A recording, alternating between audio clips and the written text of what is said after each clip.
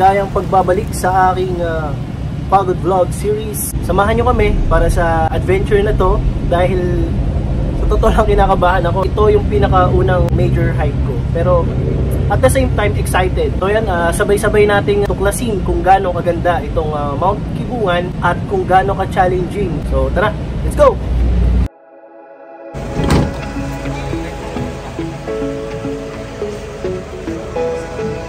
Araw ng Sabado, dumating kami sa Kibungan Municipal Hall ng alas 8 ng umaga. Matapos dumaan sa Pangasinan ng madaling araw para mag-agahan. Dito sa Town Hall ang formal registration para sa lahat ng hikers at dito na din kami naghanda para sa proper gearing bago pa bumaba sa jump-off point. From Town Hall, 30 minutes ang biyahe pababa ng Tanap. Pagdating namin ay sinagawa na din agad ng Wana Biyahe ang short briefing at pagdarasal para sa lakas at kaligtasan ng grupo. Nagsimula ang hike pababa sa lugar na kung saan ay normal na daanan ng mga lokal o kankanay. Ano pangalan ng camp, Kuya Bugs? Tapayan. Tapayan. Good morning po! Good morning! Oh, parang nakita ko nga yun sa vlog. Yung tulay na bakal. Yun na yung counter ka, wala na.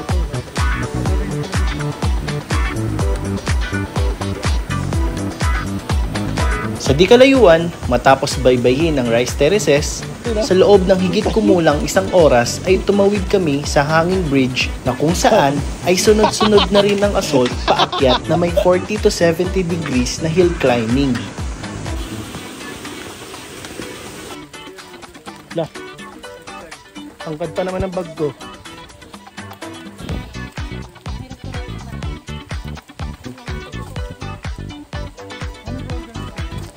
Ayan. So, grabe yung after nung bridge, yung assault dire-diretso. Yun guys, yung itong Kibungan ay hindi siya advisable para sa beginners. Malaking bagay na bago kayo sumabak sa ganitong klaseng hike is physically prepared kayo. Tsaka kahit paano may training talaga, tsaka exercise na dire-diretso. Kasi katulad ko, physically active ako. Actually, slight lang. Kasi babike din naman ako, nagwa-mountain bike ako. Pero grabe, kinakapos pa ako. So, ayan.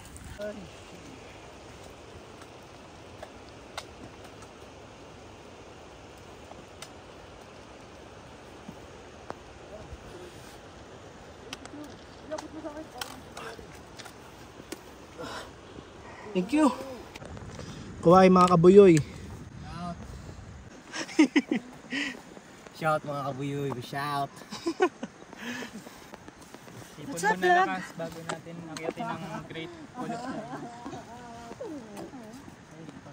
Puro agdan. 2 oras nang umaahon.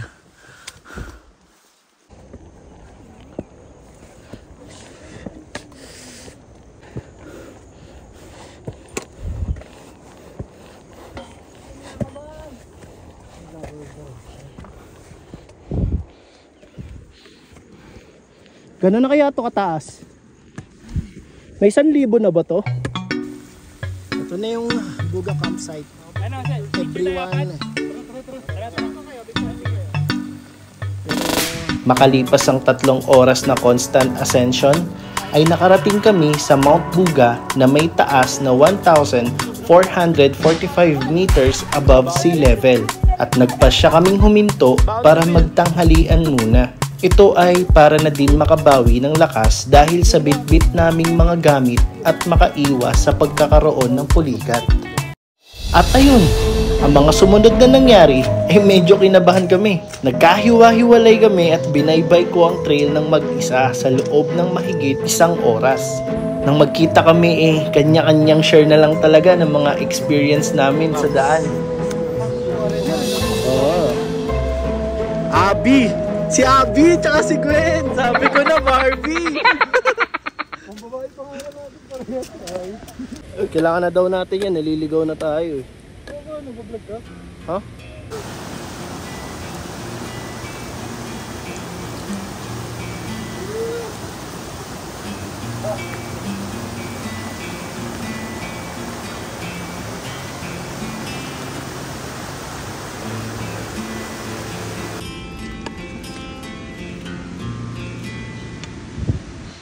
Grabe, ganda.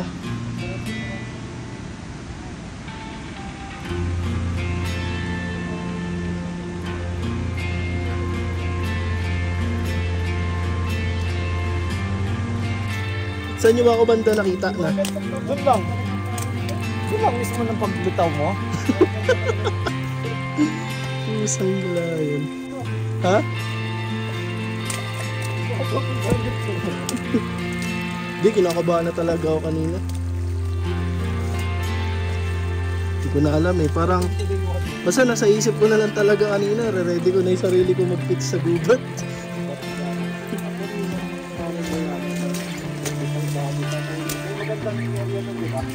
Medyo flat yung Hello guys.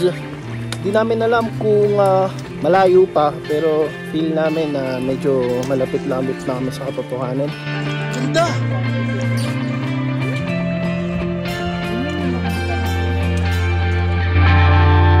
Ang Kibungan Cross Country Traverse ay isa sa mga kilalang destinasyon para sa mga hikers.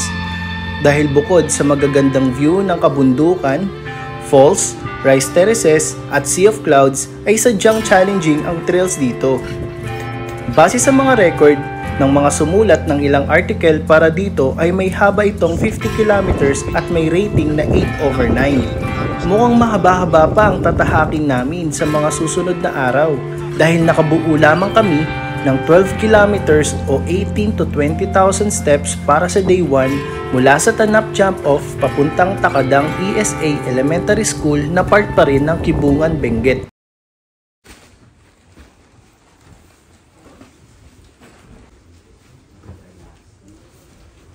Day 2. Walang pagbabago sa panahon at maulan pa rin. Gumising ang grupo upang makapaghanda para sa hike ngayong araw na papunta sa pangalawang probinsya, ang Sugpon, Ilocos Sur.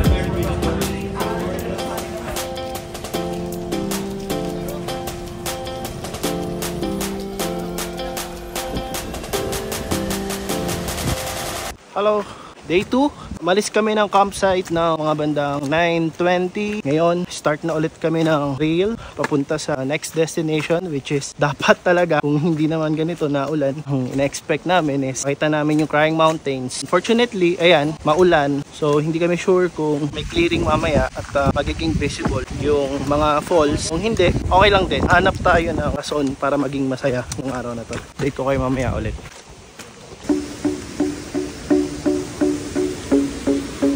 Makalipas ang halos 1 oras at kalahati na paglalakad, ay napansin namin ang ilang mountaineers na pawang huminto at may tinitignan sa bandang itaas ng kabundukan. At dito na nagbago ang mood naming lahat. The Crying Mountains. Dito sikat ang Kibungan. Akala namin magiging The Crying Mountaineers na lang. Dahil sa mga posibilidad na hindi namin ito makita, gawa ng hindi gaanong maganda ang panahon. May nagsabi sa amin na kung gusto namin ito makita ng mas maganda ay kailangan naming mag-move forward at yun na nga ang ginawa namin.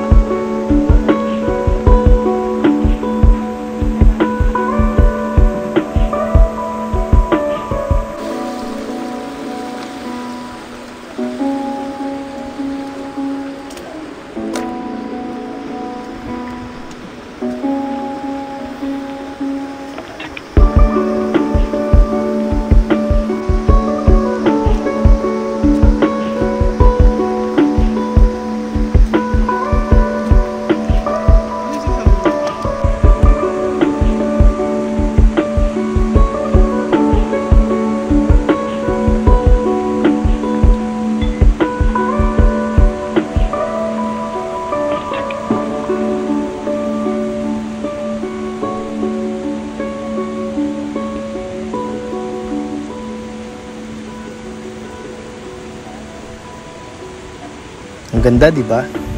Kaya dapat positive lang tayo lagi. Ito yung mga pagkakataon na ayaw kong matapos. Yung parang gusto kong mag-pause lang ng oras, pero di naman yun pwede, kaya okay lang din. May mga susunod pa namang pagkakataon at baka next time mas maganda pa. Kailangan na din namin tumuloy para di kami abutan ng dilim sa daan. At ang destinasyon ay Paakyat ng Batangan. As of the moment, 12 noon na. Kaya kailangan na din namin kumain ng tanghalian. Pero bago yun,